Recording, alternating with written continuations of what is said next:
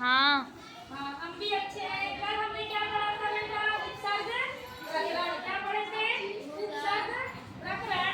कल मैंने आपको बताया था उपसर्ग की परिभाषा, संस्कृत में भी बताया था और हिंदी में भी बताया था। ठीक हाँ। है, तो आज हम उपसर्गों के 22 उपसर्गों के 22 उपसर्गों के बारे में क्या करेंगे? पढ़ेंगे। ठीक है, कल मैंने 3 उसके प्रभाव भी बताए थे कि कहाँ कहाँ उसका प्रभाव होता है। किसका? उपसर्गों का। तो उपसर्ग की परिभाषा क्या थी?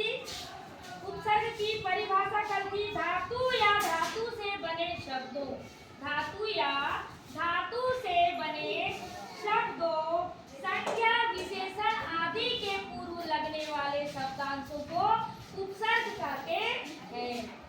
ठीक है, कल मैंने आपको परिभाषा भी समझा दिया है। आज हम समझाएंगे आपको।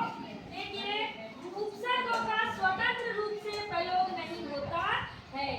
जो उपसर्ग होते हैं उनका स्वतंत्र रूप से प्रयोग नहीं होता है, बल्कि ये किसी शब्द के पूर्व में ही प्रयुक्त किए जाते हैं। किसी शब्द के पूर्व में ही क्या लगते हैं? उपसर्ग लगते हैं। संस्कृत में उपसर्गों की संख्या 22, यानी 22 को संस्कृत में कहते हैं द्वाविंशति। क्या कहते हैं?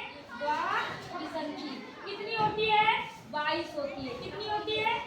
22 द्वाविंशति होती है। तो द्वाविंशति लिखेंगे। अगर परीक्षा में आएगा कितने उपसर्ग होते हैं, तो द्वाविंशति यानी 22 उपसर्ग होते हैं। अब देखिए 22 उपसर्गों के नाम मैं आपको बता रही हूँ, याद भी करना है ठीक के साथ।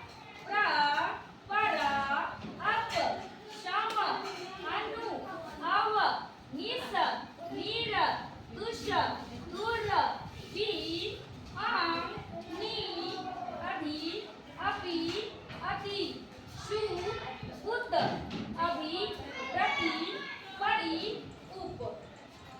है ना? एक बार और बता दे रही हूँ। प्र, पर, अपसम, प्र, पर, अपसम, अनु, अव, निस, नीर। कैसे याद करेंगे? प्र, पर, अपसम, प्र, पर, अपसम, अनु, अव, निस, नीर, दुस, दूर, वियांग, नी, अधि, अपि, अति।